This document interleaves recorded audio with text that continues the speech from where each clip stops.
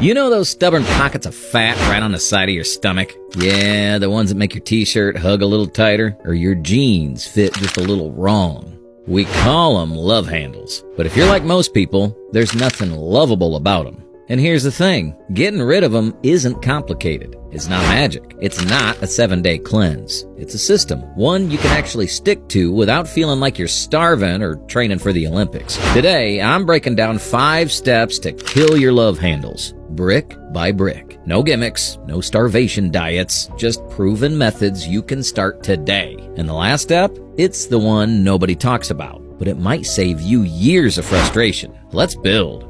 Why you have love handles. Before we burn them off, you need to know exactly where they came from. Here's the blunt truth. Love handles aren't from bad genetics or turning 30. They come from overeating. Don't have a fixed mindset and allow yourself to come up with the conclusion that they're from your family. Yes, you can develop love handles faster than others due to your genetics, but at some point in your life, even if it was in your early childhood years, the overeating is what actually formed the stubborn belly fat. Not from one pizza night, but from months, maybe years of eating more calories than your body needs. Your body's smart. It stores that extra energy as fat. And for most men and women after menopause, it likes to keep that storage unit right around the abdomen. That's why the first place you gain fat is often the last place you'll lose it. This is why belly fat, lower back fat, and love handles are like the one guest at a party who just won't leave. They show up early and they stick around way too long. But here's the good news. Fat is fat. Whether it's in your face, your arms, or your waist, the same rules apply before losing it. We just need a smart, patient approach, starting with step 1. Step 1. Nutrition.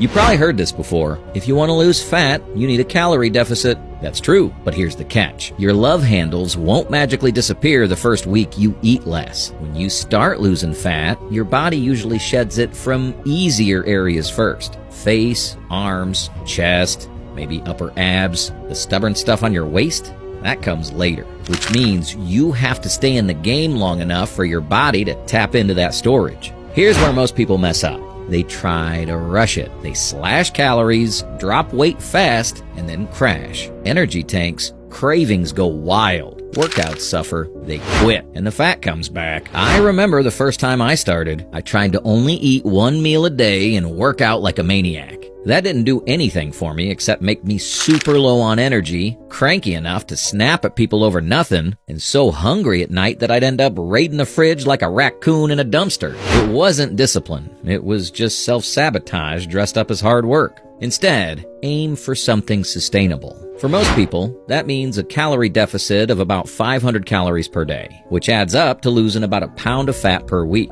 No, that doesn't mean only eating 500 calories a day. It means that if your maintenance is 2,500 calories, then you go down to 2,000. Exciting? Maybe not, but it's realistic, and more importantly, you can keep it up month after month. A slower pace also means you're more likely to keep the muscle you already have, which makes your body look better as the fat comes off. Think of it like building a house. You don't just throw bricks together overnight. You stack them carefully, one by one, until you have something solid. Step 2. Lift weights. Now, let's address a myth. You can't spot reduce love handles with endless side crunches, but you can make them less noticeable by building muscle in the right places, especially your shoulders, back, and core. Why? 2 reasons. 1. Illusion. When your upper body gets wider and more defined, your waist appears smaller. 2. Insurance. When you're in a calorie deficit, lifting weights lets you keep your muscle instead of burning it off. Without resistance training, a big chunk of your so-called weight loss might come from muscle, and that's the last thing we want. Muscle isn't just about looking good. It's the engine that keeps your metabolism running higher, the frame that gives your body shape, and the difference between looking skinny fat versus looking strong and athletic. Here's the truth most people miss. You don't have to live in the gym to keep your muscle while losing fat. You just have to challenge it enough to remind your body it still needs it. Research shows as little as 3 to 6 hard, focused sets per muscle group per week is enough to maintain muscle when you're cutting. That's right. not hours of daily lifting, not some marathon training schedule, just consistent, intentional work. If you're busy, hit full body workouts 3 times a week. That's all it takes to cover every muscle group. If you got more time, go 4 to 5 days and break it into splits. Upper, lower, push, pull, whatever you enjoy most. Training at home? You're not off the hook. Push-ups, dips, pull-ups, squats, planks. These absolutely count, and I have an entire video about how you can build muscle without a gym. Check it out after this video. But the weight doesn't have to be a barbell. It just has to challenge you enough that the last few reps make you question your life choices. And remember, we're not training to burn calories here. Cardio can do that. This is different. We're training to keep the structure under the fat, so when the fat is gone, what's revealed is something worth showing off. Otherwise, you'll just end up a smaller, weaker version of the same body you started with. And trust me, that's not the glow up you're aiming for. Step 3. Cardio.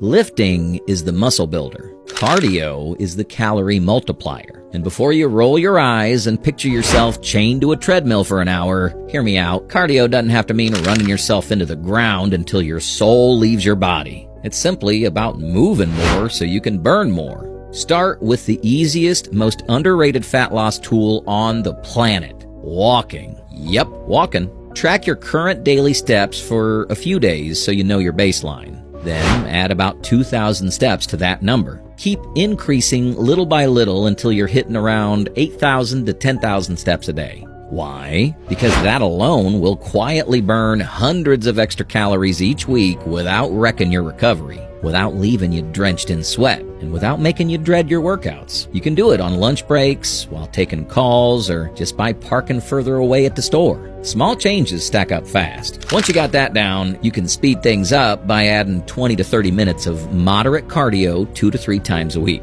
The key word here is moderate, not gas yourself out and collapse in the corner. Think incline walking, cycling, swimming, jump rope, shadow boxing, or my personal favorite, shooting hoops. It doesn't matter what you choose as long as you can do it consistently without hating your life. Here's the bonus most people don't realize. Cardio doesn't just help with the fat you see in the mirror. It also helps burn visceral fat. That's the dangerous deep belly fat wrapped around your organs that you can't see, but should definitely want gone. Losing it doesn't just make you leaner on the outside, it makes you healthier from the inside out. So lifting shapes the body, cardio uncovers it. You need both if you want to look good and feel good. Not just for summer, but for the long game. Step 4. Breaking plateaus. Here's something you might not hear often. If you're losing weight, your body will eventually fight back. When you drop 10% of your body weight, your daily calorie burn can fall by 20 to 25%. Partly because you're lighter. Partly because your body tries to conserve energy. You move less without even realizing it. That's why something that worked for you in month 1 might stop working in month 3. The fix isn't panic mode. You don't need to cut another 1,000 calories or add 7 workouts a week. Instead, option 1. Lower your calories slightly, about 100 to 150 a day. Option 2, keep your food the same, but add a little activity. Maybe 2,000 more steps or an extra 20 to 30 minutes of cardio per week. Small changes keep you moving forward without burning you out. Step 5, the reality check. Here's the part nobody wants to hear. To lose all your love handles, you'll have to get very lean. Lean enough that for most people, it's hard to maintain. And sometimes, it's not worth it. I've seen people get so obsessed with burning every last ounce of fat from their waist that they ignore all progress they've made everywhere else. They already look great, but they can't see it. Social media doesn't help. Those shredded guys you see, half have insane genetics. Some aren't natural. Most aren't telling you how tired, irritable, or hungry they feel all the time just to look like that. Here's the truth. You don't need to be stage lean to look amazing. You don't need to suffer 24/7 to feel confident. If getting a little leaner means you can still enjoy life, have energy, and stay strong, that's the win. Bonus: recovery.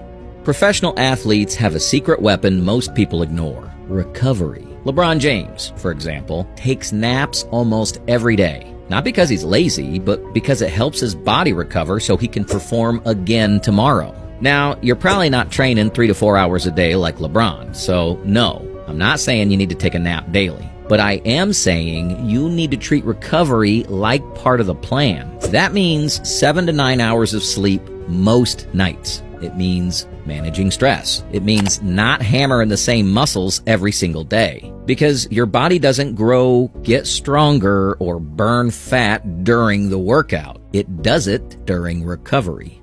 These moves, these steps, they're not flashy. They're not some new hack you've never heard of. They don't need to be. Some of the fittest people on the planet, fighters who go 12 rounds, marathoners pounded pavement for hours, even pro athletes with million-dollar training facilities still rely on the same fundamentals you just learned. Why? Because they work every single time. The gym, it's a tool.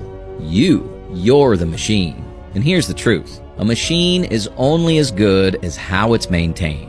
If you fuel it right, train it smart, and actually give it the recovery it needs, you'll not only drop those love handles, you'll keep them off. You won't need to live in a constant panic about losing progress because your results won't be built on crash diets or extreme routines. They'll be built on habits you can keep for life. Remember, fat doesn't stand a chance against consistency. Not the stubborn fat on your belly. Not the love handles you've been trying to hide. Not any of it. You don't need perfection. You just need persistence. So whether you're in a gym with shiny equipment or in your living room with nothing but bodyweight moves, you've already got everything you need. Now it's about doing it, brick by brick, day by day, until the body in the mirror is the one you've been working for all along.